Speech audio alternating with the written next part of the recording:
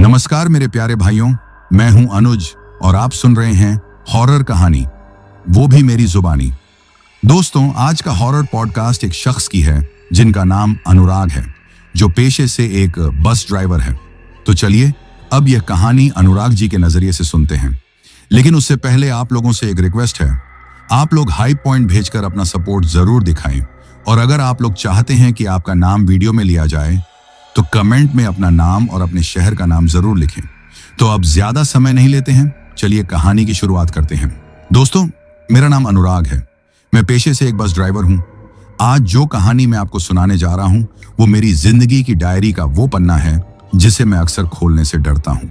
ये एक ऐसा सफर था जिसने मुझे ये यकीन दिला दिया कि पहाड़ों में सिर्फ खूबसूरती और शांति ही नहीं बसती, बल्कि यहाँ कुछ ऐसी अनदेखी ताकतें भी हैं जिनसे छेड़छाड़ करना मौत को दावत देने जैसा है। उस रात जो हुआ उसने मेरे दिल में एक ऐसी दहशत भर दी है कि आज भी जब कोई तेज खुशबू मेरे नथुनों से टकराती है तो मेरे हाथ स्टीयरिंग पर कांपने लगते हैं और माथे पर पसीने की बूंदें चमक जाती हैं। बात आज से 5-6 साल पहले अक्टूबर महीने की है। पहाड़ों में हल्की हल्की ठंडक दस्तक दे चुकी थी। दिन में धूप अच्छी लगती थी, पर शाम होते ही हवा में एक सिहरन सी घुल जाती थी। मेरी ड्यूटी उन दिनों शिमला से रेकोंगपिओ जाने वाली रात की आखिरी बस पर लगी थी। ये रूट वैसे भी ड्राइवरों के बीच ज्यादा पसंद नहीं किया जाता। रास्ता लंबा, सुनसान और घने जंगलों से होकर गुजरता है। दिन में तो फिर भी ठीक है, पर रात में इस रास्ते पर सफर करना कलेजा थामने जैसा होता है। बड़े बुजुर्ग कहते थे कि रामपुर और वांगटू के बीच का जो जंगली इलाका पड़ता है वो ठीक नहीं है। वहां रात के वक्त जंगल की आत्माएं जाग जाती हैं और कभी कभी भटके हुए मुसाफिरों को अपना शिकार बना लेती हैं। खैर, हम सरकारी ड्राइवर ठहरे, हमें इन सुनी सुनाई बातों से ज्यादा अपनी ड्यूटी की फिक्र होती है। उस शाम भी मैं वक्त पर शिमला बस अड्डे पहुंच गया। मेरी बस हिमाचल परिवहन की एक पुरानी नीले रंग की बस अपनी जगह पर खड़ी थी। कंडक्टर था मेरा दोस्त सुरेश। सुरेश मुझसे उम्र में छोटा था, लेकिन बहुत हिम्मत वाला लड़का था। जब वो साथ होता था तो लंबा सफर भी बातों बातों में कट जाता था। मैंने बस का मुआयना किया, इंजन चेक किया और अपनी सीट पर आकर बैठ गया। रात के 9 बजने वाले थे और बस के चलने का वक्त हो रहा था। बस लगभग आधी खाली थी। रात की बस में अक्सर सवारियां कम ही होती थीं। ज्यादातर वही लोग होते थे जिन्हें सुबह जल्दी पीओ पहुंचना होता था। तभी मेरी नजर बस में चढ़ती हुई 2 लड़कियों पर पड़ी। उम्र यही कोई 20-22 साल रही होगी। शायद कॉलेज की लड़कियां थीं जो छुट्टियों में घूमने जा रही थीं। उनमें से एक लड़की, जिसका नाम शायद प्रीति था, बहुत ही सीधी सादी लग रही थी। उसने एक साधारण सी जीन्स और एक मोटी जैकेट पहन रखी थी। उसके चेहरे पर एक मासूमियत और थोड़ी घबराहट थी, जैसे वो पहली बार पहाड़ों में रात का सफर कर रही हो। लेकिन दूसरी लड़की, वो बिल्कुल अलग थी। उसका नाम खुशबू था, जैसा कि मैंने बाद में प्रीति के मुंह से सुना। वो बहुत फैशनेबल और आत्मविश्वासी लग रही थी। उसने एक महंगी रेशमी कुर्ती पहनी हुई थी, कानों में बड़े बड़े भारी झुमके थे और उसके बाल करीने से संवारे हुए थे। लेकिन जो चीज सबसे पहले ध्यान खींचती थी वो थी उसकी खुशबू। जैसे ही वो बस में चढ़ी, पूरी बस एक बहुत ही तेज और अजीब सी महक से भर गई। ये किसी कस्तूरी जैसी मीठी लेकिन बहुत भारी खुशबू थी। ऐसी खुशबू जो दूर से ही किसी का भी ध्यान अपनी ओर खींच ले। मैंने अपने ड्राइवर वाले शीशे से देखा, वो दोनों आकर मेरे केबिन से 3-4 सीटें पीछे वाली खिड़की के पास बैठ गईं। सुरेश ने सीटी बजाई और मैंने बस को धीरे धीरे अड्डे से बाहर निकाला। शिमला शहर की रोशनियां पीछे छूटने लगी और हम अंधेरी घुमावदार सड़कों पर आगे बढ़ने लगे। बस में खामोशी थी, जिसे सिर्फ इंजन की घरघराहट और सड़क के मोड़ों पर टायरों की चीख ही तोड़ रही थी। मैंने एक बार फिर शीशे में उन लड़कियों की तरफ देखा। प्रीति खिड़की से बाहर अंधेरे में देख रही थी, जबकि खुशबू अपने फोन में कुछ करने में व्यस्त थी। उसकी परफ्यूम की महक अब भी मेरे नथुनों तक आ रही थी। न जाने क्यों मुझे वो खुशबू कुछ अजीब लग रही थी।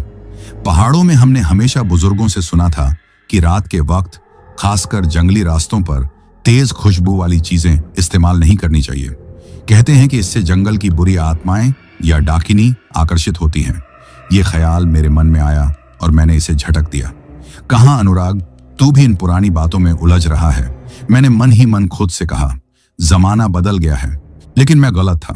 जमाना भले ही बदल गया हो, पर जंगल के नियम नहीं बदलते, और उस रात हम सब उन नियमों को तोड़ने की सजा भुगतने वाले थे।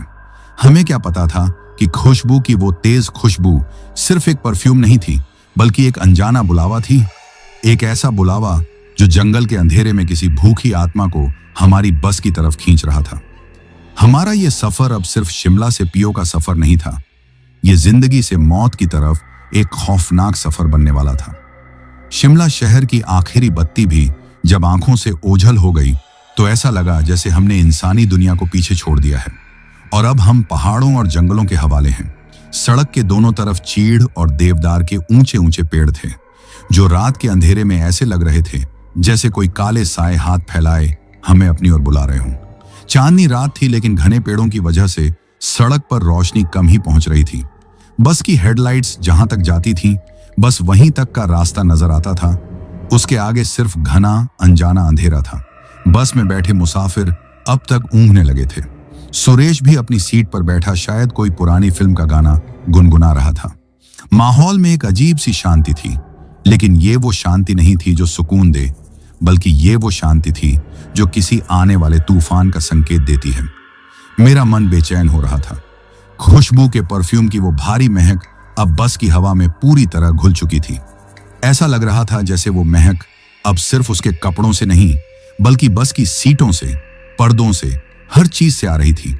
मैंने रियर व्यू मिरर में फिर से उन लड़कियों की तरफ देखा। प्रीति अब अपनी आंखें बंद करके सोने की कोशिश कर रही थी, लेकिन खुशबू अब भी जाग रही थी। वो खिड़की से बाहर उस काले जंगल को ऐसे घूर रही थी जैसे उसे वहां कुछ नजर आ रहा हो। उसके चेहरे पर एक अजीब सा भाव था जिसे मैं समझ नहीं पा रहा था। वो थोड़ी बेचैन लग रही थी। मैंने देखा कि उसने प्रीति को हल्के से हिलाया। प्रीति ने आंखें खोली। क्या हुआ? प्रीति ने नींद भरी आवाज में पूछा। कुछ नहीं, खुशबू धीरे से बोली। बस ऐसा लग रहा है जैसे कोई हमें देख रहा है। कौन देखेगा इस जंगल में? प्रीति हंसी। सो जा, वहम होगा तेरा। नहीं, सच में, जब से हम जंगल वाले रास्ते पर आए हैं, मुझे खिड़की के बाहर पेड़ों के बीच से ऐसा लग रहा है जैसे कोई परछाई हमारे साथ साथ चल रही है। ये सुनकर मेरे कान खड़े हो गए। मैंने भी अपनी नजरें सड़क के साथ साथ जंगल में दौड़ाई, लेकिन हेडलाइट्स की रोशनी के सिवा मुझे कुछ नजर नहीं आया। खुशबू, तू डर रही है? प्रीति ने उसका हाथ पकड़ते हुए कहा। ऐसा कुछ नहीं है, बस ये अंधेरा और सन्नाटा है, इसलिए ऐसा लग रहा है। आंखें बंद कर और सोने की कोशिश कर। खुशबू ने कुछ नहीं कहा, बस अपना सिर खिड़की के शीशे से टिका लिया। पर मैं देख सकता था कि उसकी आंखें अब भी खुली थीं और बाहर अंधेरे में कुछ तलाश रही थी। उनकी ये बातें सुनकर मेरे दिल में वो पुराना डर फिर से जाग गया जो बड़े बुजुर्गों की कहानियों ने भरा था। क्या सच में जंगल में कोई है? क्या खुशबू का वहम सच है, या ये सिर्फ उसके मन का डर है? लगभग 1 घंटे बाद हम रामपुर से आगे निकलकर उस हिस्से में दाखिल हो चुके थे जिसे सबसे ज्यादा सुनसान और खतरनाक माना जाता था। यहाँ सड़क और भी संकरी हो गई थी और जंगल हद से ज्यादा घना। यहाँ मोबाइल का नेटवर्क भी काम नहीं करता था, यानी अगर गाड़ी खराब हो जाए तो सुबह होने का इंतजार करने के सिवा कोई चारा नहीं था। तभी अचानक बस के इंजन ने एक झटका दिया और घर घराकर बंद हो गया। मेरी जान हलक में आ गई। मैंने 1-2 बार बस को फिर से स्टार्ट करने की कोशिश की, लेकिन इंजन चालू नहीं हुआ। बस सड़क के बीचों बीच खड़ी हो गई। क्या हुआ अनुराग भाई? सुरेश ने अपनी सीट से उठकर पूछा। पता नहीं यार, लगता है फ्यूल लाइन में कोई दिक्कत आ गई है, मैंने माथे पर आया पसीना पोंछते हुए कहा। बस के रुकते ही बाकी सवारियां भी जाग गईं। बस में फुसफुसाहट शुरू हो गई। क्या हुआ? गाड़ी क्यों रुक गई? मैंने सबको शांत कराते हुए कहा। आप लोग घबराइए नहीं, मैं देखता हूं। शायद कोई छोटी मोटी खराबी है, 10-15 मिनट में ठीक हो जाएगी। ये कहकर मैं और सुरेश टॉर्च लेकर बस से नीचे उतरे। अक्टूबर की ठंडी हवा सीधी हड्डियों में चुभ रही थी। चारों तरफ झींगुरों की आवाज के सिवा और कोई आवाज नहीं थी। जंगल इतना घना और काला था कि टॉर्च की रोशनी भी उसमें खोई जा रही थी। हमने बोनट खोला और इंजन को देखने लगे। बस में बैठी सवारियां भी अब बेचैन हो रही थीं। कुछ लोग ताजी हवा के लिए बस से नीचे उतर आए। उन 2 लड़कियों में से प्रीति तो अपनी सीट पर ही बैठी रही, लेकिन खुशबू बस से नीचे उतर आई। उसने नीचे उतरकर एक गहरी सांस ली और फिर सड़क के किनारे उस घने जंगल की तरफ देखने लगी। उसकी परफ्यूम की महक उस ठंडी हवा में घुलकर और भी तेज लग रही थी। यहां बाहर मत घूमो, अंदर जाकर बैठो, सुरेश ने उससे कहा। जंगली इलाका है, कोई जानवर भी हो सकता है। खुशबू ने उसकी बात पर कोई ध्यान नहीं दिया। वो धीरे धीरे चलती हुई सड़क के उस पार जंगल के किनारे तक पहुंच गई। ऐसा लग रहा था जैसे कोई चीज उसे अपनी तरफ खींच रही हो। खुशबू, वापस आ, प्रीति ने बस की खिड़की से आवाज लगाई। खुशबू ने पीछे मुड़कर प्रीति की तरफ देखा और एक हल्की सी रहस्यमयी मुस्कान दी। फिर वो बिना कुछ कहे अंधेरे में पेड़ों के पीछे कहीं गायब हो गई। हम सब हैरान रह गए। अरे, ये लड़की कहां चली गई? सुरेश चिल्लाया। प्रीति घबराकर बस से नीचे उतरी। खुशबू, खुशबू! वो जोर जोर से उसे आवाज देने लगी। मेरे दिल में एक अनजानी दहशत ने घर कर लिया था। इस वीरान जंगल में आधी रात को एक लड़की का यूं अकेले चले जाना कोई अच्छी बात नहीं थी। भाई साहब, प्लीज उसे ढूंढिए, प्रीति लगभग रोते हुए मुझसे बोली। मैं और सुरेश टॉर्च लेकर जंगल के किनारे की तरफ बढ़े। ओ बहन जी, कहां हो? वापस आ जाओ, हम आवाज लगा रहे थे। जंगल के अंदर से कोई जवाब नहीं आया। सिर्फ हमारी अपनी आवाजें ही गूंज कर वापस आ रही थीं। 5 मिनट, 10 मिनट, हम सब बेहद डर गए थे। मुझे लग रहा था कि जरूर कोई अनहोनी हो गई है। मैंने फैसला किया कि मैं और 2-4 लोग जंगल के अंदर जाकर देखेंगे। तभी पेड़ों के पीछे से हमें एक आहट सुनाई दी। खुशबू धीरे धीरे अंधेरे से बाहर निकल रही थी। हम सब ने राहत की सांस ली। कहां चली गई थी तुम? हम सब कितना डर गए थे। प्रीति दौड़कर उसके पास गई, लेकिन जो खुशबू जंगल से वापस लौटी थी वो खुशबू नहीं थी जो बस से उतरी थी। उसके बाल पूरी तरह बिखरे हुए थे और उनमें सूखी पत्तियां और टहनियां फंसी थीं। उसकी महंगी रेशमी कुर्ती पर जगह जगह मिट्टी और कीचड़ के दाग थे, जैसे वो जमीन पर घिसटती हुई आई हो। और उसका चेहरा बिल्कुल भावहीन था, एक पत्थर की मूरत की तरह। उसकी आंखों में कोई चमक नहीं थी, बस एक खालीपन था।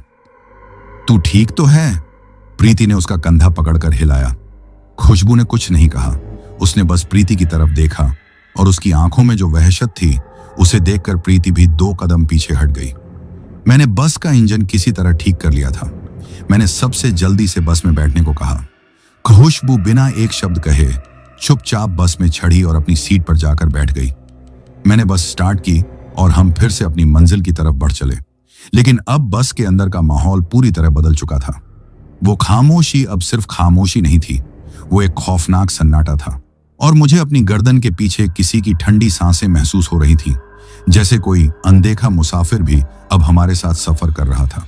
बस एक बार फिर अपनी धीमी रफ्तार से अंधेरी सड़क पर दौड़ने लगी थी, लेकिन मेरे दिल की रफ्तार अब भी तेज थी। जंगल से लौटने के बाद खुशबू का बदला हुआ रूप मेरी आंखों के सामने घूम रहा था। वो चुपचाप अपनी सीट पर बैठी थी, बिल्कुल एक भूत की तरह। उसने न प्रीति से कोई बात की, न अपनी बिगड़ी हुई हालत को सुधारने की कोशिश की। वो बस सामने अंधेरे में एक तक देख रही थी, जैसे उसे वो सब नजर आ रहा हो जो हमारी आंखों से ओझल था।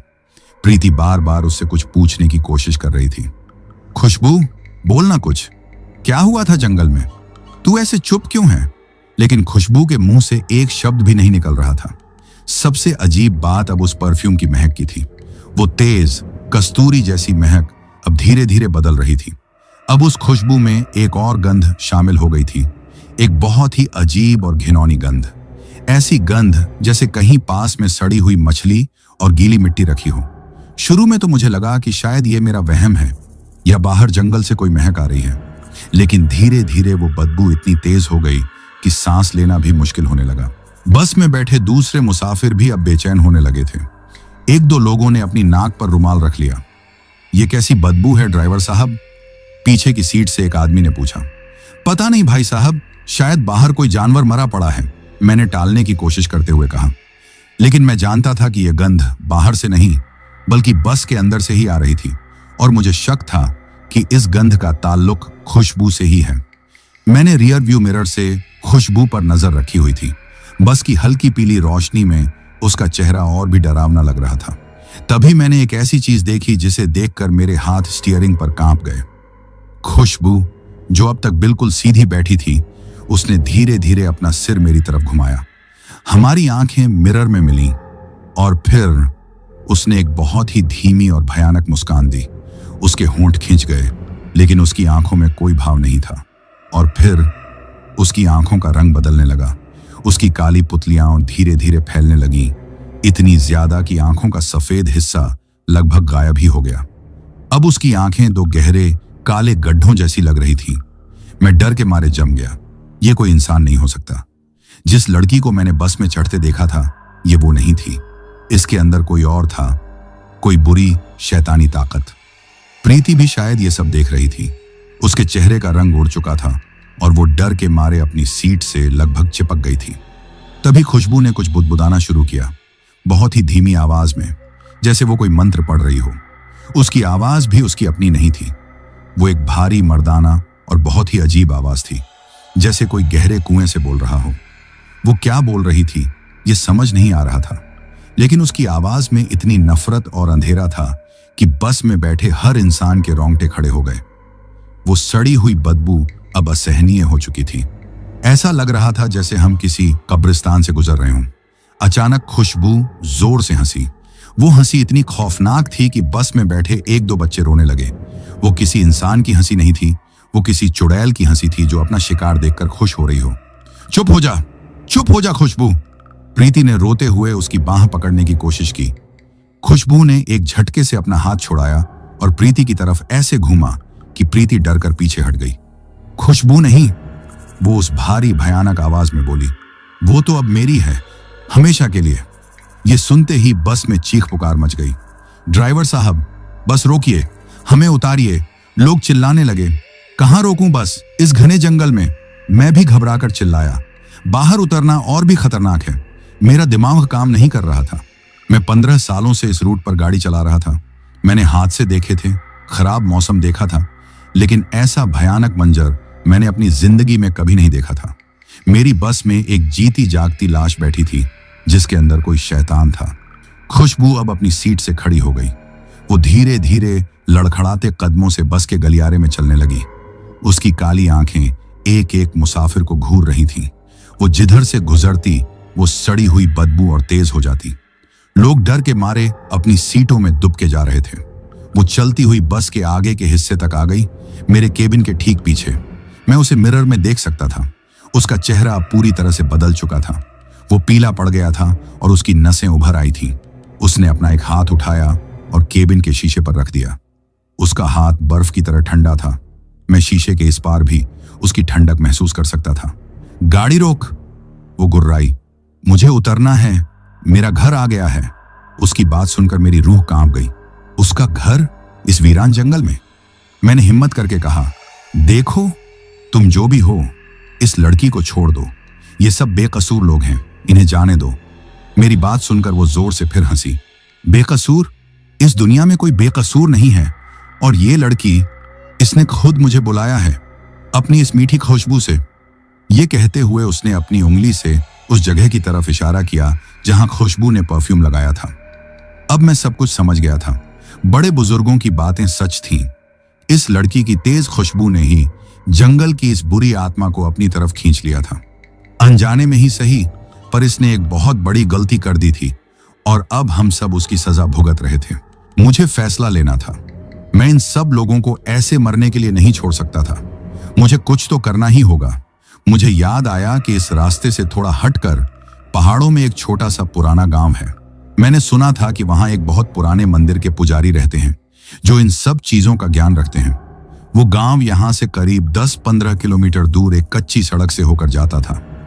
ये एक बहुत बड़ा खतरा था। उस अनजान कच्ची सड़क पर रात में बस ले जाना मौत को दावत देने जैसा था, लेकिन यहां रुके रहने का मतलब भी मौत ही था। मैंने फैसला कर लिया, मैं बस को उसी गांव की तरफ ले जाऊंगा। शायद वही हमारी आखिरी उम्मीद थी। मेरे दिमाग में जैसे ही उस गांव और पुजारी का ख्याल आया, मुझे लगा कि शायद अभी भी उम्मीद की कोई किरण बाकी है। मैंने मन ही मन हनुमान जी का नाम लिया और फैसला कर लिया कि मैं स्टीयरिंग अब उसी अनजान कच्ची सड़क की तरफ मोड़ूंगा। ये एक जुआ था, एक ऐसा दांव जिस पर मेरी और बस में बैठे बाकी 20-25 लोगों की जिंदगी लगी हुई थी। चुप हो जाओ सब। खुशबू के अंदर से वो भयानक आवाज फिर गूंजी। कोई कहीं नहीं जाएगा। वो अब भी मेरे केबिन के ठीक पीछे खड़ी थी। उसकी काली आंखें मुझे रियर व्यू मिरर में घूर रही थीं। ऐसा लग रहा था जैसे उसने मेरे दिमाग में चल रही योजना को पढ़ लिया हो। गाड़ी को मुख्य सड़क पर ही चलने दे ड्राइवर, नहीं तो अंजाम बहुत बुरा होगा, वो गुर्राई। उसकी धमकी ने मेरे इरादे को और भी पक्का कर दिया।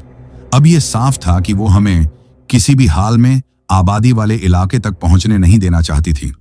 उसका मकसद हमें इसी जंगल में भटका कर रखना था ताकि वो अपना घिनौना खेल खेल सके। मैंने बिना कुछ कहे बस की रफ्तार थोड़ी और बढ़ा दी। वो कच्ची सड़क का कट अब बस 1-2 किलोमीटर ही दूर था। मुझे किसी भी तरह वहां तक पहुंचना था। खुशबू शायद समझ गई कि मैं उसकी बात नहीं मानने वाला। उसका गुस्सा अब बढ़ने लगा। वो जोर जोर से बस के अंदर चीखने लगी।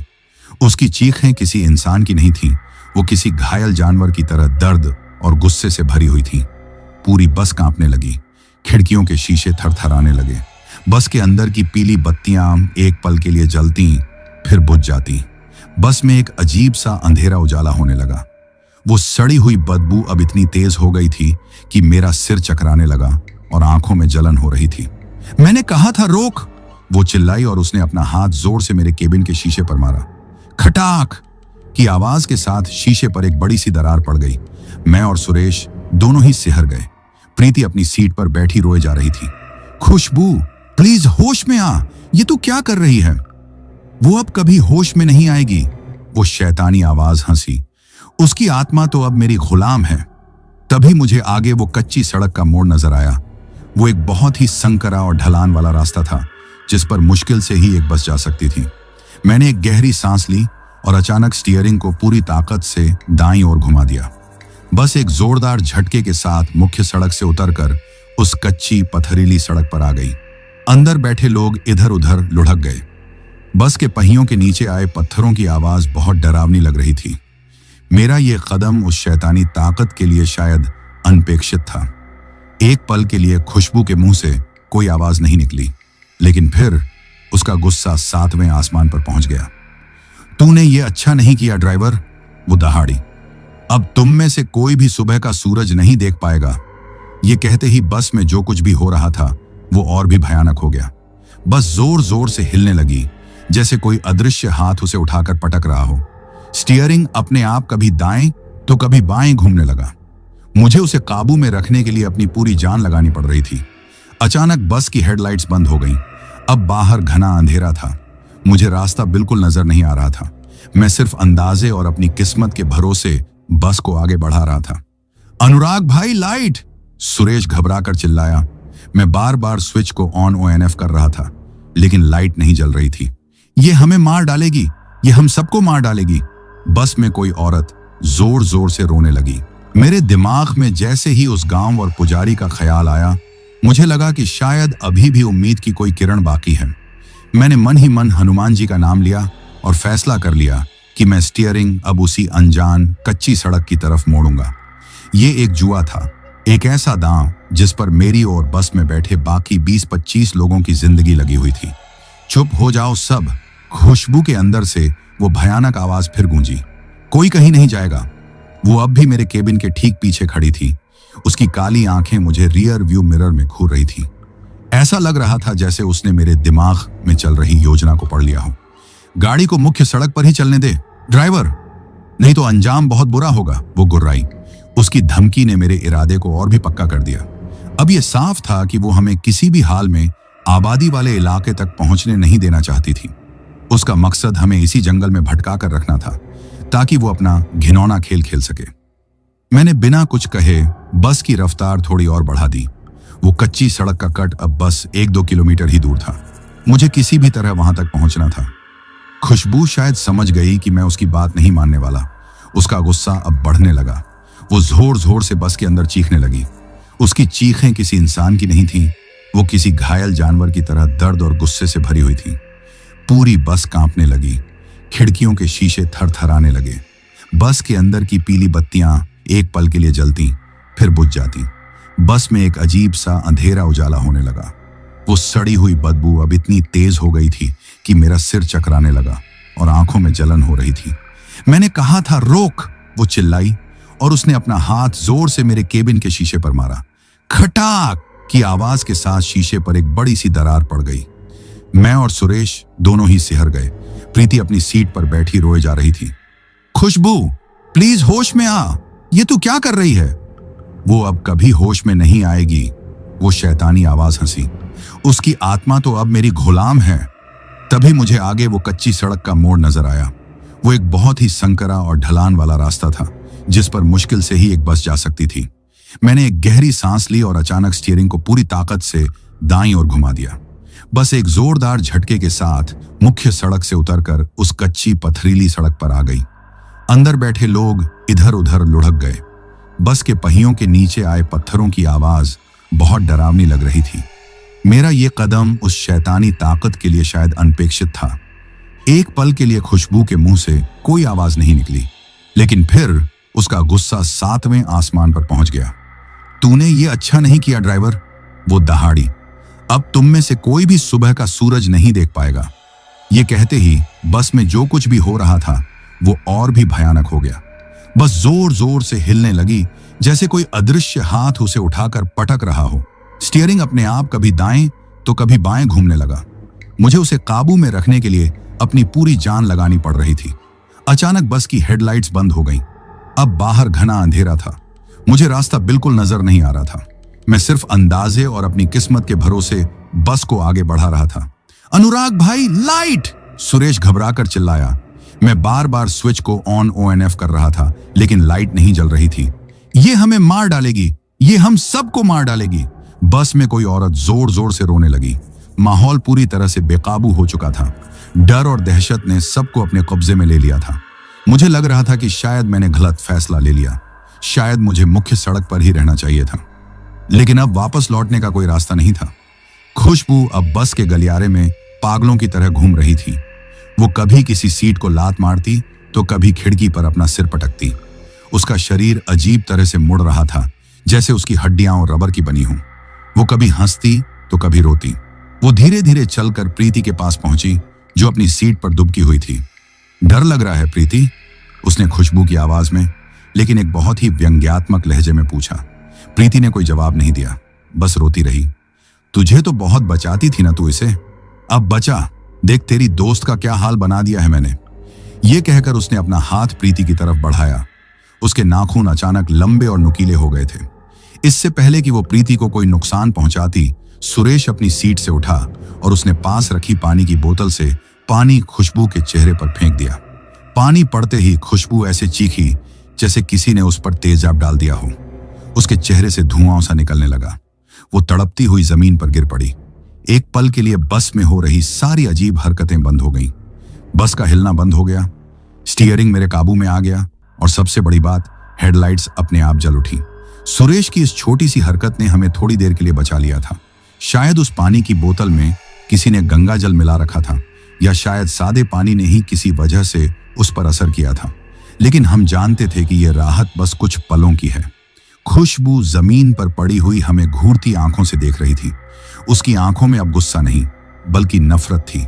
तुम सब बहुत पछताओगे, वो जमीन पर रेंगती हुई बोली।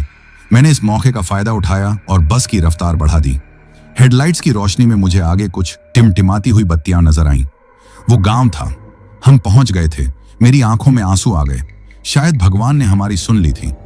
लेकिन मुझे ये नहीं पता था कि गांव पहुंचना लड़ाई का अंत नहीं, बल्कि एक नई और ज्यादा भयानक लड़ाई की शुरुआत थी। क्योंकि जिस शैतान से हम भिड़ गए थे वो इतनी आसानी से हार मानने वाला नहीं था। गांव की वो टिमटिमाती बत्तियां देखकर सच में ऐसा लगा जैसे किसी तूफानी समंदर में हफ्तों से भटक रही नाव को कोई किनारा दिख गया हो। जैसे किसी तपते रेगिस्तान में प्यास से दम तोड़ते मुसाफिर को पानी का कोई नखलिस्तान मिल गया हो। वो महज रोशनी की कुछ बूंदें नहीं थी, वो हमारी जिंदगी की उम्मीद थी। मेरे अंदर जो डर का सैलाब उफान पर था, उस पर जैसे किसी ने एक छोटा सा बांध बना दिया हो। मेरी हिम्मत जो लगभग जवाब दे चुकी थी, वो फिर से लौट आई। मैंने बस के एक्सीलरेटर पर अपना पूरा वजन डाल दिया। बस एक घायल जानवर की तरह गुर्राई और अपनी पूरी ताकत से आगे भागी। कच्ची और ऊबड़ खाबड़ पहाड़ी सड़क पर बस किसी गेंद की तरह उछल रही थी। अंदर बैठे मुसाफिर कभी दाएं गिरते तो कभी बाएं। किसी का सिर खिड़की से टकरा रहा था तो कोई अपनी सीट से उछलकर नीचे गिर रहा था। लेकिन इस वक्त किसी को अपनी चोट की, अपने दर्द की कोई परवाह नहीं थी। सबकी आंखें सामने उन बत्तियों पर किसी चुंबक की तरह चिपकी हुई थीं, जो अब धीरे धीरे और बड़ी और साफ होती जा रही थी। हर एक उछाल के साथ हम उस गांव, उस जिंदगी के और करीब पहुंच रहे थे। बस के पिछले हिस्से में फर्श पर पड़ी खुशबू अब भी शांत नहीं थी। वो एक अजीब सी बेहोशी और होश के बीच झूल रही थी। उसकी आंखें बंद थीं, लेकिन उसके होंठ लगातार हिल रहे थे। वो कुछ बुदबुदा रही थी, जैसे कोई गुप्त मंत्र पढ़ रही हो। उसकी आवाज अब किसी इंसानी आवाज जैसी नहीं लग रही थी। वो इतनी गहरी, इतनी खुरदरी और इतनी भयानक हो गई थी कि उसे सुनकर ही रूह कांप जाए। ऐसा लग रहा था जैसे कोई बहुत गहरे कुएं के अंदर से बोल रहा हो, या शायद किसी पुरानी कब्र के नीचे से कोई आवाज आ रही हो। उसकी आवाज में एक अजीब सी पुकार थी, एक ऐसा निमंत्रण था जो मौत की तरफ ले जाता। मत मत जाने दे इन्हें, वो फुसफुसा रही थी, और उसकी हर फुसफुसाहट बस के इंजन के शोर को चीरती हुई मेरे कानों तक पहुंच रही थी। रोक ले इन्हें, मेरे भाई, मेरी बहन, आओ, जंगल के मेरे साथियों, आओ, ये मेरा शिकार है, इन्हें रोक लो। उसकी ये बातें सुनकर मेरे कानों में जैसे किसी ने पिघला हुआ सीसा डाल दिया हो। मेरा खून नसों में जम सा गया। तो इसका मतलब ये था कि वो अकेली नहीं है। ये जो भी बला उसके अंदर थी, उसका पूरा कुनबा इसी जंगल में बसता है। ये ख्याल आते ही मेरा पूरा शरीर एक पल के लिए सुन्न पड़ गया। हम सिर्फ एक शैतान से नहीं, बल्कि एक पूरी शैतानी फौज से लड़ रहे थे। और जैसे उसकी पुकार सुन ली गई हो, तभी बस के बाहर से वो अजीब और डरावनी आवाजें आने लगी। ऐसा लग रहा था जैसे पूरा जंगल जाग गया हो और हमारा दुश्मन बन गया हो। पेड़ों के पीछे से, घनी झाड़ियों के अंधेरे से ऐसा महसूस हो रहा था जैसे अनगिनत साएं हमारे साथ साथ दौड़ रहे हैं। कभी किसी जंगली जानवर के गुस्से में गुर्राने की आवाज आती, जो किसी भेड़िए या भालू की आवाज से कहीं ज्यादा खौफनाक थी, तो कभी किसी औरत के बिलक बिलक कर सिसकने की आवाज गूंजती, जैसे उसे कोई जिंदा जला रहा हो।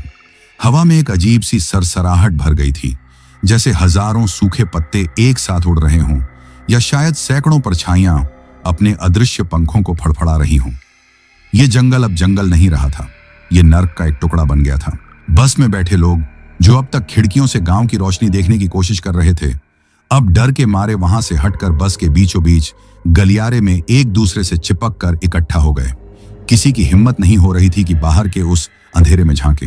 ड्राइवर साहब, भगवान के लिए जल्दी चलाइए, वो सब बाहर हैं, वो हमें देख रहे हैं, पीछे से किसी की कांपती हुई आवाज आई। मुझे अब साफ साफ महसूस हो रहा था कि हम एक बहुत बड़े और जानलेवा जाल में फंस चुके हैं। खुशबू के अंदर जो चीज थी, वो इस जंगल की रानी थी, और उसने अपनी मदद के लिए जंगल की हर बुरी ताकत को, हर भटकती आत्मा को बुला लिया था। ये पेड़, ये झाड़ियां, ये हवा, ये सब हमारे दुश्मन बन चुके थे। अचानक मेरे ठीक बगल वाली खिड़की पर जोर से कुछ टकराया। एक पल के लिए मेरा दिल हलक में आ गया। शीशा अपनी जगह से हिल गया, पर शुक्र है कि टूटा नहीं। लेकिन उस पर बाहर से एक बड़ा सा पंजे जैसा खूनी निशान छप गया था। वो किसी इंसान का हाथ नहीं था। उसकी उंगलियां बहुत लंबी और पतली थीं, और नाखून जानवरों की तरह पहने थे। खून इतना ताजा था कि वो धीरे धीरे नीचे की तरफ बह रहा था। ये देखते ही बस में कोहराम मच गया। लोग और जोर जोर से चीखने लगे, औरतें रोने लगीं, बच्चे बिलखने लगे। अब बस की छत पर से धम धम धम धम की भारी आवाज आने लगी, जैसे कोई बहुत भारी भरकम चीज उस पर कूद रही हो। कभी वो छत के अगले हिस्से पर कूदता, तो कभी पिछले हिस्से पर। एक के बाद एक कई खिड़कियों पर बाहर से जोर जोर से हमले होने लगे। हर खटाक की आवाज के साथ हमारी एक एक सांस थम जाती। मेरा पूरा ध्यान सड़क पर था, जो अब गांव के पास आकर थोड़ी बेहतर हो गई थी। गांव अब बस आधा किलोमीटर ही दूर रह गया था। मैंने मन में ठान लिया था कि चाहे कुछ भी हो जाए, चाहे बस के टायर फट जाए या इंजन में आग लग जाए, मैं बस को रोकूंगा नहीं। मैंने स्टीयरिंग व्हील को इतनी मजबूती से पकड़ा हुआ था कि मेरी उंगलियों की हड्डियां सफेद पड़ गई थीं और उनमें तेज दर्द होने लगा था। तभी मैंने रियर व्यू मिरर में देखा। खुशबू अब फिर से उठ खड़ी हुई थी। शायद उस पर छिड़के गए पानी का असर पूरी तरह से खत्म हो गया था। इस बार वो पहले से भी ज्यादा खतरनाक लग रही थी। उसकी आंखों में अब सिर्फ अंधेरा नहीं, बल्कि लाल रंग की एक दहकती हुई चमक थी, जैसे दो जलते हुए अंगारे हों। वो किसी भूखे भेड़िए की तरह अपने होठों पर जीभ फेर रही थी। वो बिना कोई आवाज किए धीरे धीरे फिर से प्रीति की तरफ बढ़ी। इस बार तुझे कोई नहीं बचाएगा, वो गुर्राई, और उसकी आवाज में एक जीत का एहसास था। सुरेश और 2-3 और नौजवान लड़के, जो शायद कॉलेज के छात्र थे, अपनी बची खुची हिम्मत बटोरकर अपनी सीटों से उठे। उन्होंने एक इंसानी दीवार की तरह खुशबू के सामने एक घेरा बना लिया ताकि वो प्रीति तक न पहुंच सके। पीछे हट जाओ इंसानी कीड़ों। खुशबू के अंदर से वो आवाज किसी शेर की तरह दहाड़ी। उसने अपना हाथ हवा में ऐसे घुमाया जैसे कोई मक्खी उड़ा रहा हो। हवा में एक अनदेखी ताकत की लहर दौड़ी और एक जोरदार झटके के साथ वो तीनों लड़के ऐसे दूर जा गिरे जैसे किसी ने उन्हें उठाकर फेंक दिया हो। एक का सिर सीट से टकराया और वो बेहोश हो गया। अब खुशबू और प्रीति के बीच कोई नहीं था। बस के सारे मुसाफिर अपनी सीटों के नीचे दुबके हुए थे। वो प्रीति के ठीक सामने जाकर खड़ी हो गई। उसकी सांसों से वही सड़ी हुई बदबू आ रही थी। उसने अपने लंबे काले और नुकीले नाखूनों वाला हाथ उठाया और बहुत धीरे धीरे तड़पा तड़पा कर प्रीति के गले की तरफ बढ़ाने लगी। मैं रियर व्यू मिरर में ये सब देख रहा था और मेरा दिल बैठा जा रहा था। मैं बेबस था। मैं कुछ नहीं कर सकता था। अगर मैं एक सेकंड के लिए भी स्टीयरिंग छोड़ता तो हम सब सड़क के किनारे बनी गहरी खाई में होते। नहीं, मैं अपनी पूरी ताकत से बस इतना ही चीख सका। तभी जैसे कोई चमत्कार हुआ हो, गांव के मुहाने पर बने एक छोटे से पुराने शिव मंदिर की घंटी अपने आप जोर जोर से बजने लगी। उसकी आवाज में एक दैवीय शक्ति थी, एक पवित्र गूंज थी। घंटी की वो पवित्र आवाज जैसे ही हवा में फैलकर हमारे कानों तक पहुंची, खुशबू एक बार फिर ऐसे चीखी जैसे उसे किसी ने आग लगा दी हो। वो दर्द से छटपटाने लगी। उसने अपने दोनों हाथों से अपने कान जोर से बंद कर लिए, जैसे वो आवाज लोहे की गर्म सलाखों की तरह उसके कानों में चुभ रही हो, उसे जला रही हो। और सिर्फ खुशबू ही नहीं, बस के बाहर से आ रही वो सारी डरावनी आवाजें भी अचानक बंद हो गईं। छत पर से कूदने की आवाज भी थम गई। वो पंजे के निशान बनाने वाले वो सब जैसे एक पल में गायब हो गए थे। मंदिर की उस पवित्र ध्वनि ने उन सारी शैतानी ताकतों को एक पल के लिए वहीं रोक दिया था, जैसे किसी ने लक्ष्मण रेखा खींच दी हो। हम गांव की सीमा के अंदर दाखिल हो चुके थे। ये एक बहुत ही छोटा और पुराना गांव था, जैसा पहाड़ों में अक्सर होता है। ज्यादातर घर पत्थर, लकड़ी और मिट्टी के बने थे। रात के इस पहर हर तरफ घना सन्नाटा पसरा हुआ था। बस के इंजन की तेज आवाज सुनकर शायद कुछ घरों की बत्तियां जलीं और कुछ धुंधले चेहरे खिड़कियों से बाहर की तरफ झांकने लगे। मैंने बस को धीमा नहीं किया। मैं उसे सीधा गांव के बीचों बीच बने उस छोटे से मंदिर के सामने ले गया और एक जोरदार ब्रेक लगाकर रोक दिया। बस के रुकते ही खुशबू, जो अब तक दर्द से तड़प रही थी, अचानक बिल्कुल शांत हो गई। उसने अपना सिर उठाया और बस की खिड़की से उस मंदिर की तरफ घूर कर देखा।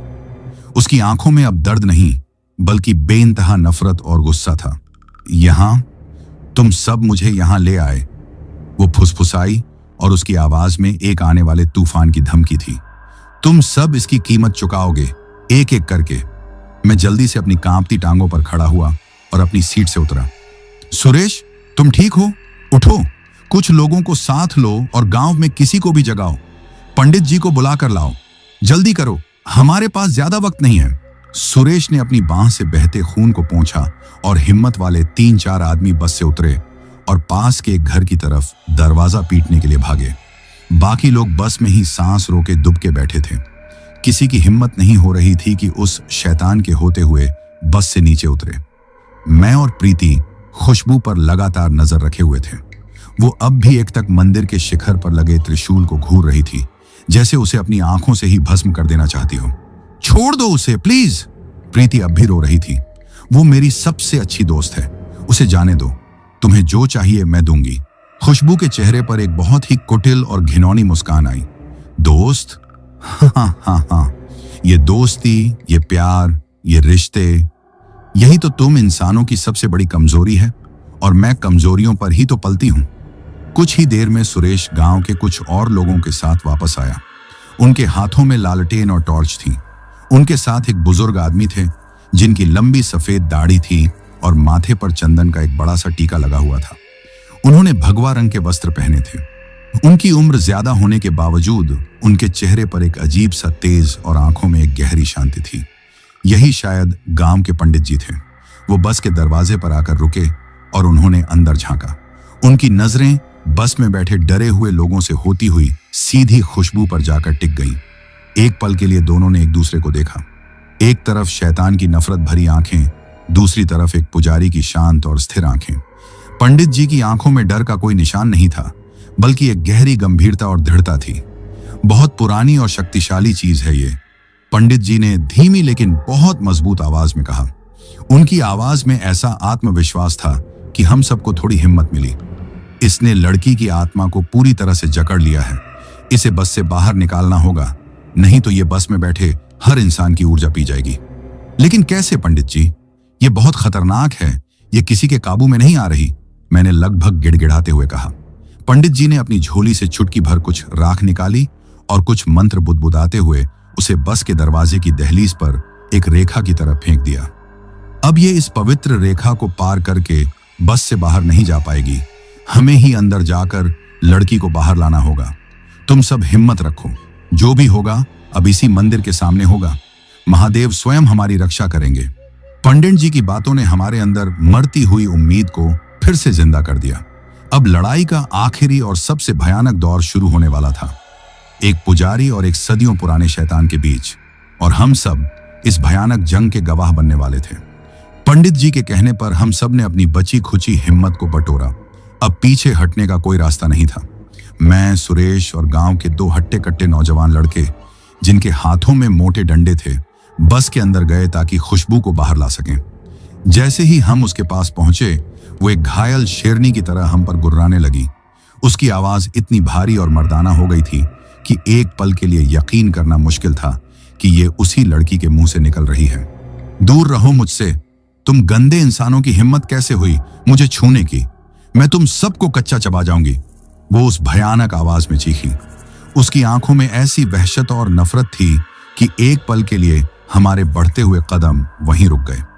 ऐसा लग रहा था जैसे हम किसी इंसान को नहीं, बल्कि साक्षात मौत को पकड़ने जा रहे हों। डरो मत, पंडित जी ने बाहर से एक शांत लेकिन दृढ़ आवाज दी। उसकी आंखों में मत देखो, उसकी आंखें तुम्हें भ्रम में डाल देंगी और तुम्हारी हिम्मत तोड़ देंगी। बस उसे पकड़कर नीचे ले आओ, अपनी सारी ताकत लगा दो। पंडित जी की आवाज सुनकर हम फिर से हरकत में आए।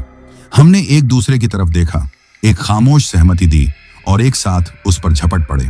हम चारों ने मिलकर उसे पकड़ने की कोशिश की, लेकिन एक दुबली पतली लड़की में इतनी ताकत कहां से आ गई थी, ये सोचना भी किसी के लिए नामुमकिन था। ऐसा लग रहा था जैसे हम किसी लड़की को नहीं, बल्कि किसी जंगली भैंसे को काबू करने की कोशिश कर रहे हों। वो हम चारों को अपनी पूरी ताकत से पीछे धकेल रही थी। उसने अपने लंबे नुकीले नाखूनों से सुरेश की बांह पर एक गहरा घाव कर दिया, जहां से ताजा खून की धार बहने लगी। उसने एक लड़के के पेट में लात मारी, जिससे वो कराहता हुआ नीचे गिर गया। लेकिन हम भी अपनी जिद पर अड़े थे। ये हम सब की जिंदगी का सवाल था। काफी मशक्कत, खींचतान और गाली गलौज के बाद आखिरकार हम उसे पकड़कर घसीटते हुए बस के दरवाजे तक लाने में कामयाब हो ही गए। जैसे ही हमने उसे दरवाजे पर पंडित जी द्वारा फेंकी हुई राख की उस पतली सी रेखा के पार लाने की कोशिश की, वो ऐसे तड़पी जैसे उसे 1000 वोल्ट की बिजली का करंट लग गया हो। उसके पूरे शरीर में एक भयानक कंपन हुआ। नहीं, ये मुझे जला रही है, हटाओ इसे, मुझे अंदर ही रहने दो। वो चीखने और गिड़गिड़ाने लगी, लेकिन हमने उसकी एक न सुनी। हमने अपनी पूरी ताकत लगाई और एक जोर का झटका देकर उसे खींचते हुए बस से नीचे जमीन पर उतार लिया। बाहर मंदिर के चौड़े चबूतरे पर पंडित जी ने पहले से ही सारी तैयारी कर रखी थी। उन्होंने जमीन पर गेहूं के आटे से एक बड़ा सा गोल घेरा, एक सुरक्षा चक्र बनाया था और उसके चारों कोनों पर मिट्टी के दिए जला रखे थे, जिनकी लौ हवा के बावजूद स्थिर जल रही थी। घेरे के ठीक बीच में कुछ हवन सामग्री, सिंदूर, नींबू और पूजा का अन्य सामान रखा था। इसे इस घेरे के अंदर ले आओ, जल्दी करो, उन्होंने आदेश दिया। हम खुशबू को लगभग घसीटते हुए उस घेरे के अंदर ले गए और उसे वहीं जमीन पर बिठा दिया। उस पवित्र घेरे के अंदर आते ही उसकी ताकत जैसे आधी रह गई। उसकी चीखें और गुर्राना कम हो गया। वो अब भी छटपटा रही थी, लेकिन पहले की तरह हिंसक नहीं थी। ऐसा लग रहा था जैसे किसी जंगली जानवर को पिंजरे में कैद कर दिया गया हो। बस के बाकी मुसाफिर और गांव के लोग डर, हैरानी और जिज्ञासा के मिले जुले भाव से दूर खड़े होकर ये सब देख रहे थे। रात का सन्नाटा, दियों की टिमटिमाती रोशनी और बीच बीच में खुशबू की डरावनी आवाज, ये पूरा मंजर किसी भयानक सपने जैसा था। पंडित जी अपने हाथ में एक पीतल का छोटा लोटा लेकर उस घेरे के पास आए, जिसमें शायद गंगा जल था। उन्होंने अपनी आंखें बंद की और कुछ शक्तिशाली वैदिक मंत्रों का उच्चारण करना शुरू कर दिया। उनकी आवाज शांत थी, लेकिन उसमें इतनी शक्ति और इतना ठहराव था कि वो उस रात के भयावह सन्नाटे में दूर दूर तक गूंज रही थी। जैसे जैसे पंडित जी के मंत्रों का जाप तेज होता जा रहा था, खुशबू की हालत और बिगड़ती जा रही थी। वो जमीन पर एक सांप की तरह लौटने लगी, अपने ही बालों को नोचने लगी और जमीन पर अपने नाखूनों से खरोंचे मारने लगी। बंद कर ये सब, बूढ़े, वो गुर्राई। तेरा ये नाटक मुझे नहीं रोक सकता, मैं इसे लेकर ही जाऊंगी, ये मेरी है। पंडित जी ने उसकी बातों पर कोई ध्यान नहीं दिया। वो अपने ध्यान में मग्न थे। उन्होंने लोटे में से थोड़ा जल अपनी हथेली पर लिया, कुछ मंत्र फूंके और फिर उस जल के छींटे खुशबू के ऊपर मारे। पानी की वो पवित्र बूंदें जहां जहां उसके शरीर पर पड़ रही थीं, वहां वहां से ऐसे धुआं निकल रहा था जैसे किसी जलते हुए कोयले पर पानी डाल दिया हो, और उसकी चीखें पहले से कहीं ज्यादा तेज और दर्दनाक होती जा रही थीं। जलन हो रही है, आग लग गई, बंद कर ये सब, मैं तुझे नहीं छोड़ूंगा, बूढ़े। पंडित जी ने अब अपनी झोली से एक छोटा हाथ भर का चमकता हुआ त्रिशूल निकाला और उसे हवन कुंड की आग में तब तक तपाया जब तक वो लोहे की तरह एकदम लाल नहीं हो गया। उस दहकते हुए त्रिशूल को देखकर खुशबू के अंदर बैठी वो चीज बुरी तरह से डर गई। उसके चेहरे पर पहली बार खौफ का भाव दिखा। नहीं, वो नहीं, उसे दूर रख मुझसे, प्लीज उसे दूर रख। वो अब गिड़गिड़ाने लगी थी। बता, कौन है तू? इस बेगुनाह लड़की के शरीर में क्यों दाखिल हुई है? पंडित जी ने अपनी आवाज को और ऊंचा और कठोर करते हुए पूछा, जैसे कोई जज किसी मुजरिम से सवाल कर रहा हो। मैं एक डाकिनी हूं, वो हांफते हुए टूटी फूटी आवाज में बोली। मैं सदियों से इस जंगल में भटक रही हूं। ये लड़की, इसकी खुशबू, इसके शरीर से आती तेज खुशबू ने मुझे अपनी तरफ खींच लिया। मुझे एक जवान शरीर की जरूरत थी और इसने खुद मुझे दावत दी, इस इत्तर को लगाकर। जिस रास्ते से तू आई है उसी रास्ते से वापस लौट जा। पंडित जी ने उस गर्म त्रिशूल को धीरे धीरे उसकी तरफ बढ़ाते हुए कहा, इस लड़की का शरीर छोड़ दे, वरना मैं इसी त्रिशूल से तुझे यहीं भस्म कर दूंगा। कभी नहीं, ये शरीर अब मेरा है, मैं इसे नहीं छोड़ूंगी। वो जोर से चीखी और अचानक उसने अपना असली रूप दिखाना शुरू कर दिया। खुशबू का चेहरा अस्वाभाविक रूप से खींचने लगा। उसकी आंखें पूरी तरह से खून की तरह लाल हो गईं और उनमें कोई पुतली नहीं बची थी, और उसके मुंह से एक लंबी, लगभग 1 हाथ लंबी सांप जैसी काली जीभ बाहर निकल आई। ये मंजर इतना भयानक और घिनौना था कि कई लोग डर के मारे अपनी आंखें बंद कर ली और कुछ लोग तो उल्टी करने लगे। उसने अपनी पूरी ताकत से उस घेरे को तोड़ने की कोशिश की, लेकिन जैसे ही उसका हाथ या पैर आटे की उस रेखा को छूता, एक जोर की नीली चिंगारी निकलती और उसे जोर का बिजली का झटका लगता, जिससे वो तड़प कर पीछे हट जाती। पंडित जी समझ गए कि यह शैतानी ताकत बहुत जिद्दी है और आसानी से नहीं मानेगी। उन्होंने प्रीति को अपने पास बुलाया। बेटी, ये तुम्हारी दोस्त है, उन्होंने प्रीति से कहा। इसके अंदर कहीं ना कहीं किसी कोने में इसकी अपनी आत्मा अब भी उस शैतान से लड़ रही है, पर वो कमजोर पड़ गई है। तुम्हें उसे आवाज देनी होगी, उसे तुम्हारी जरूरत है। उसे कोई ऐसी बात याद दिलाओ जो सिर्फ तुम दोनों के बीच की हो, कोई वादा, कोई बचपन की याद। उसे बताओ कि तुम उसके साथ हो और उसे वापस लाना चाहती हो। प्रीति रोते हुए, कांपते हुए कदमों से उस घेरे के पास गई। वो अपनी दोस्त को उस भयानक रूप में देखकर बुरी तरह डर गई थी, लेकिन उसने हिम्मत नहीं हारी। खुशबू, मेरी बात सुन, मैं प्रीति हूं, तेरी प्रीति, उसने सिसकते हुए कहा। याद कर, हमने कॉलेज में वादा किया था कि हम अपनी पहली सैलरी से एक साथ यूरोप घूमने जाएंगे। याद कर, जब हम छोटे थे और तू अंधेरे से बहुत डरती थी तो मैं तेरा हाथ पकड़कर तेरे साथ सोती थी। देख, मैं अब भी तेरा हाथ थामे हुए हूं। खुशबू, तू अकेली नहीं है, लौटा, प्लीज मेरे लिए लौटा। प्रीति की सच्ची और प्यार भरी बातें सुनकर एक पल के लिए खुशबू का वो भयानक चेहरा थोड़ा नरम पड़ा। उसकी खून जैसी लाल आंखों में एक पल के लिए आंसू की एक छोटी सी बूंद चमकी और फिर भाप बनकर उड़ गई। प्रीति, एक बहुत ही कमजोर, कांपती हुई और जानी पहचानी आवाज उसके मुंह से निकली। यह खुशबू की अपनी आवाज थी। पंडित जी समझ गए कि यही वो सही मौका है जब लोहा गर्म है। उन्होंने वो तपता हुआ लाल त्रिशूल उठाया और उसे खुशबू के माथे से छुआया नहीं, बस उसके बहुत करीब, लगभग 1 इंच की दूरी पर ले गए। एयुएम आई ह्रीं क्लीन चामुंडाय विच्छे, उन्होंने अपनी पूरी आत्मिक शक्ति लगाकर उस महामंत्र का जोर से जाप किया। जैसे ही उन्होंने मंत्र पूरा किया, खुशबू के शरीर से एक ऐसी जोरदार और दिल दहला देने वाली चीख निकली, जिसे सुनकर ऐसा लगा जैसे आसमान फट जाएगा। उसके पूरे शरीर को एक आखिरी और बहुत जोर का झटका लगा और वो बेहोश होकर पीछे की तरफ गिर पड़ी। उसके गिरते ही उसके शरीर से एक गाढ़ा काला धुआं सा निकला, जिसने एक पल के लिए एक भयानक चेहरे का आकार लिया और फिर तेजी से हवा में घुलकर गायब हो गया। वो सड़ी हुई मतली पैदा करने वाली बदबू भी अचानक ऐसे गायब हो गई जैसे कभी थी ही नहीं। माहौल में अब सिर्फ हवन की पवित्र और भीनी भीनी खुशबू थी। वो शैतान, वो डाकिनी जा चुकी थी। जैसे ही वो काला धुआं खुशबू के बेजान शरीर से निकलकर रात की हवा में गायब हुआ, मंदिर के आसपास का सारा माहौल एक ही पल में पूरी तरह से बदल गया। वो भारीपन, वो घुटन, वो दहशत जो हमारी सांसों में जम गई थी, वो अनजाना खौफ जो हवा में किसी झर की तरह घुला हुआ था, सब एक साथ छोड़ गया।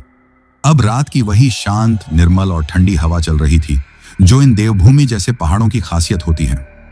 मंदिर की घंटी अब भी धीरे धीरे बज रही थी और उसकी ध्वनि अब डरावनी नहीं बल्कि बहुत सुकून देने वाली लग रही थी।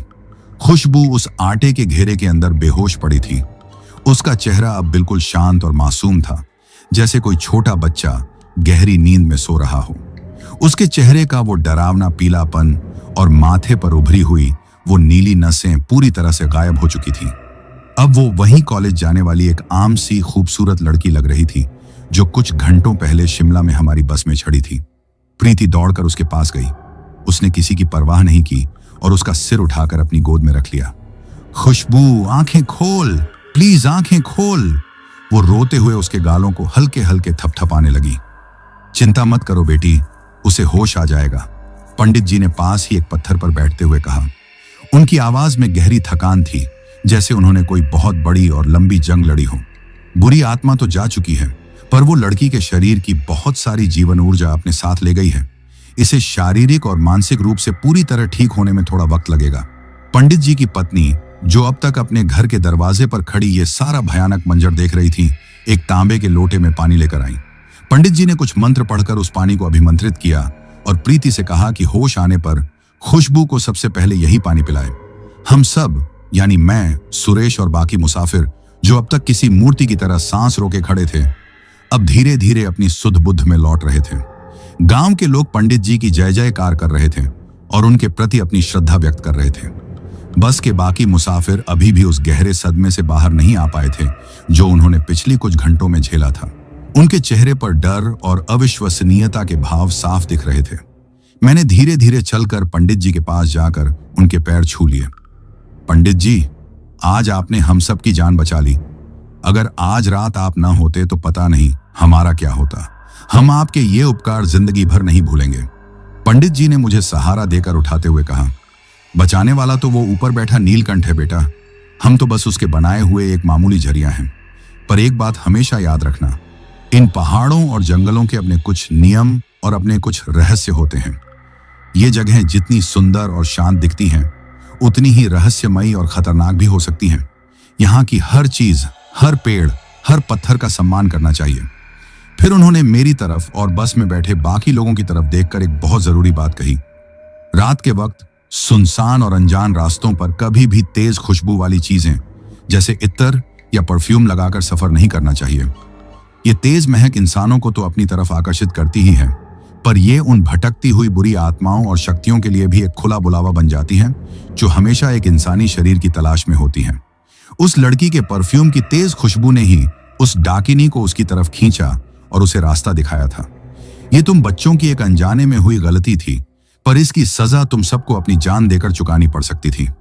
पंडित जी की बातें हम सब बहुत ध्यान से सुन रहे थे। ये वो ज्ञान था जो किसी किताब में नहीं मिलता। ये वो अनुभव था जो पीढ़ियों से पहाड़ों में रहने वाले लोगों के बीच चला आ रहा था। कुछ देर बाद ठंडी हवा के झोंके से खुशबू को होश आया। उसने बहुत धीरे धीरे अपनी भारी पलकें खोली। उसकी नजरें कमजोर और भटकी हुई थीं, जैसे वो किसी बहुत लंबे और बुरे सपने से जागी हो। मैं कहाँ हूं? क्या हुआ था? उसने बहुत ही धीमी और कमजोर आवाज में पूछा। तू ठीक है, बिल्कुल ठीक है, हम सब तेरे साथ हैं, प्रीति ने उसे कसकर गले लगाते हुए कहा और उसकी आंखों से खुशी के आंसू बह निकले। खुशबू को कुछ भी याद नहीं था। उसे बस इतना याद था कि बस जंगल में खराब हुई थी और उसके सिर में तेज दर्द हुआ था। उसके बाद सब कुछ धुंधला और अंधेरे में डूबा हुआ था। शायद ये भगवान की ही कृपा थी। उन भयानक और दर्दनाक यादों के साथ जीना उसके लिए नामुमकिन हो जाता। अब सुबह होने लगी थी। पूरब दिशा में आसमान का रंग धीरे धीरे नारंगी हो रहा था। पंछियों के चहचहाने की आवाज आने लगी थी। पंडित जी ने हम सबको अपने छोटे से घर पर अदरक वाली गर्म चाय पिलाई और कहा कि अब हम अपना सफर आगे जारी रख सकते हैं, क्योंकि खतरा पूरी तरह से टल चुका है। बस में बैठे सभी यात्रियों ने मिलकर कुछ पैसे इकट्ठे किए और पंडित जी को धन्यवाद के साथ भेंट के तौर पर दिए। हालांकि वो लेने से मना कर रहे थे।